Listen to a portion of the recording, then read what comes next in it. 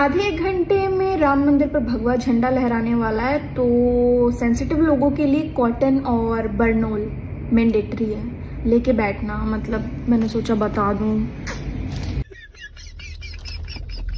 Hello guys, तो आप सभी लोगों का स्वागत है मेरे चैनल एक्सप्लेनेशन बाय सनातनी पर। तो आज हम एक बार फिर से लेकर आ चुके हैं funny political roast and ma'am.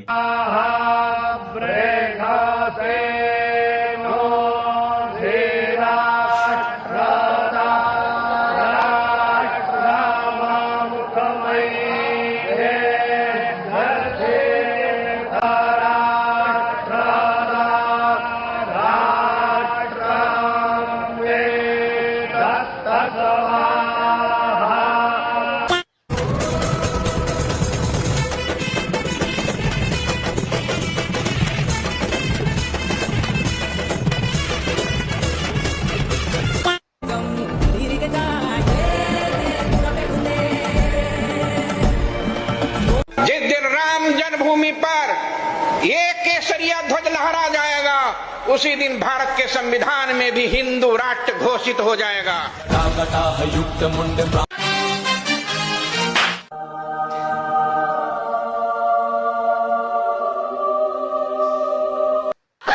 रुक जा।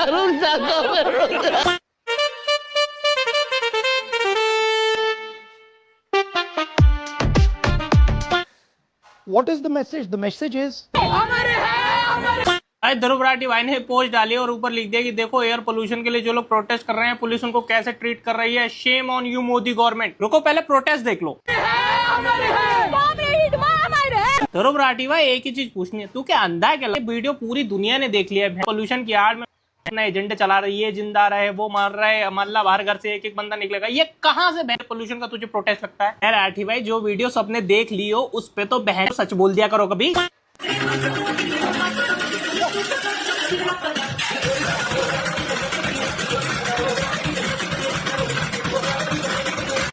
ब्रिटेन के नए प्रधानमंत्री ऋषि सुनक को लेकर भारत में खासा उत्साह है। इसे ब्रिटिश उपनिवेशवाद का बदला भी कहा जा रहा है, तो इतिहास का न्याय।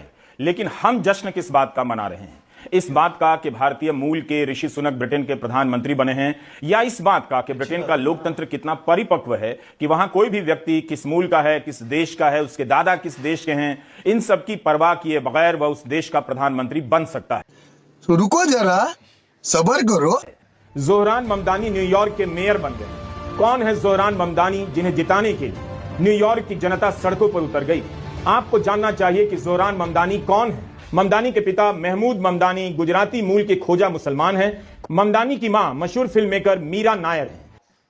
किसी एक का तो हो।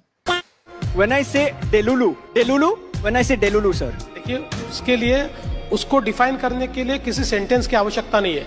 केवल मैं अगर राहुल गांधी बोल दूं, दैट इज इनफ।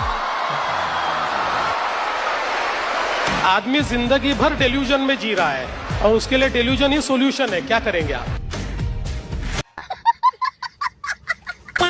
मल्लिकार्जुन खड़गे पपेट नहीं है, उनका टावरिंग प्रेजेंस है। वो दलित समुदाय से आते हैं और पार्टी के अंदर उनकी एक धमक भी है। ये बात सच है कि राहुल गांधी पार्टी के सबसे बड़े नेता है, सोनिया गांधी भी वहां पे हैं, तो उनसे कंसल्टेशन करते हैं। लेकिन मल्लिकार्जुन खड़गे पपेट नहीं है, कठपुतली नहीं है। मल्लिकार्जुन खड़गे पपेट नहीं है, कठपुतली नहीं है। अच्छा, मेरे को बनाने वाले यहाँ बैठे हैं। There will be change in the chief minister in October, and these things are in the making. See, that is in the hands of High Command. High Command has got power to take further action. मुझे जो अध्यक्ष पद मिला, वो भी श्रीमती सोनिया गांधी जी और राहुल गांधी जी के कहने पे, यानी उनके सपोर्ट से ही मुझे मिला। मल्लिकार्जुन खड़गे पपेट नहीं है, कठपुतली नहीं है। अब तो सब बोल दे। हिंदू धर्म एकमात्र ऐसा धर्म है जहां बड़ा हिंदू छोटे हिंदू के घर जाके खाना भी नहीं खाता, और बात करते हैं हिंदू धर्म बनाने की। अभी बता है भाई, अभी बता है। ये मैडम बिल्कुल सही बोल रही है। हिंदू में ही एकता नहीं है तो ये देश हिंदू राष्ट्र कैसे बनेगा? हिंदू जातिवाद में उलझा हुआ है।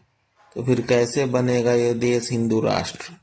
केंद्रीय गृह मंत्री अमित शाह ने एसआईआर को लेकर बड़ा बयान दिया है और कहा है कि एसआईआर को देश को सुरक्षित करने के लिए है। एक एक घुसपैठियों को चुन चुन कर देश से बाहर करेंगे। इसके साथ ही अमित शाह ने देशवासियों से चुनाव आयोग का सहयोग करने की अपील की है। हम लोग जेन्युइन वोटर, इसमें कुछ नहीं, दिक्कत नहीं है। तो ये जो हो रहा है ये ठीक हो रहा है?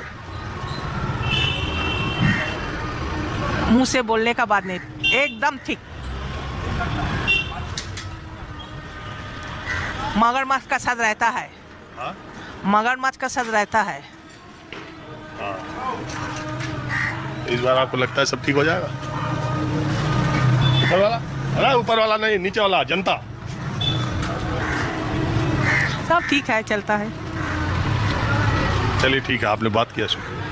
पश्चिम बंगाल में एसआईआर के डर से भाग रहे ये बांग्लादेशी घुसपैठिए अपनी जुबान से कबूलते हैं कि 1 वर्ष पहले ये भारत को आए थे, गलत तरीके से चोरी से आए थे। ऐसे बांग्लादेशी घुसपैठियों के भीड़ को देखकर आपको मालूम चल गया होगा कि राहुल गांधी से लेकर ममता बनर्जी तक एसआईआर का विरोध तरह तरह के बहाने निकालकर क्यों कर रहे हैं। बिहार में एसआईआर हुआ, 65 लाख फर्जी वोटर्स निकले जिनको बाहर कर दिया गया। तो इनके दर्द हो गए कि ये 65 लाख अगर होते तो शायद चुनाव का परिणाम कुछ और होता बिहार में। यही पैटर्न वेस्ट बंगाल का भी है। दीदी चाहती है कि अवैध रोहिंग्या मुसलमान यहाँ पर रहे और इनका वोट बैंक सलामत रहे ताकि ये सरकार पर इस प्रकार काबिज होते रहे। गलत तरीके से फर्जी लोगों के वोट से जीतते आई रे दीदी। আবার এটাই করবেন, চলবে না, খেলা হবে, খেলা হবে। जय श्री राम। 26,000 रोहिंग्या मुसलमान बंगाल छोड़कर भाग रहे हैं। सीएए और एनआरसी से भी तेज एसआईआर का असर। कितने तो घुसपैठिए बांग्लादेश पहुंच चुके हैं। ये सबसे बड़ा कदम है सरकार का और बहुत ही बेहद अच्छा कदम है। अगर घुसपैठिए भगाने हैं तो एसआईआर हर राज्य में होना चाहिए। बंगाल में सबसे ज्यादा घुसपैठिए थे और देखिए असर कि 26,000 अभी भागे और कितने भाग चुके हैं और अभी देखिए कितने भागेंगे। बोलिए जय श्री राम, जय हिंद, जय। पप्पू ने बंगाल चुनाव के लिए बोला कि हम ममता बानो के साथ गठबंधन में चुनाव लड़ेंगे। ये सुनते ही ममता बानो ने पप्पू को बोला टीएमसी मतलब तृणमूल कांग्रेस। बाकी समझने वाले अपने आप समझ जाएंगे। अच्छा, दिल्ली में हिडमा के लिए प्रोटेस्ट हो रहा है। हर घर से हिडमा निकलेगा, हिडमा अमर रहे। नहीं यार, डिटेन मत करो उन लोगों को। भाई साहब नेशनलिस्ट बनते हैं लेकिन एक्शन कुछ नहीं ले रहे। एफआईआर करो और लाठी चार्ज कर दो उनके ऊपर। नहीं, ज्यादा कुछ मत करना। अगर घसीटने की भी जरूरत पड़ जाए तो घसीट देना। हाँ, मुंह भी घसीट देना जमीन पे।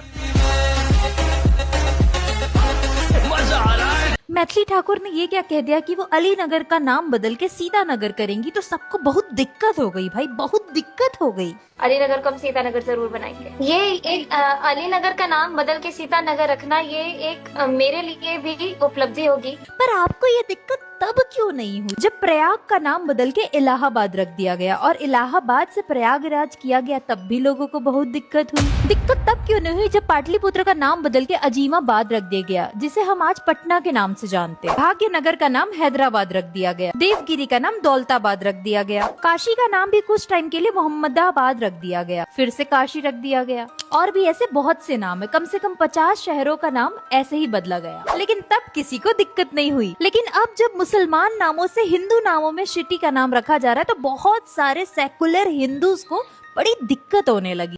भाई, पाकिस्तान और पाकिस्तान को चाहने वालों के लिए बहुत ज्यादा दुख की खबर है।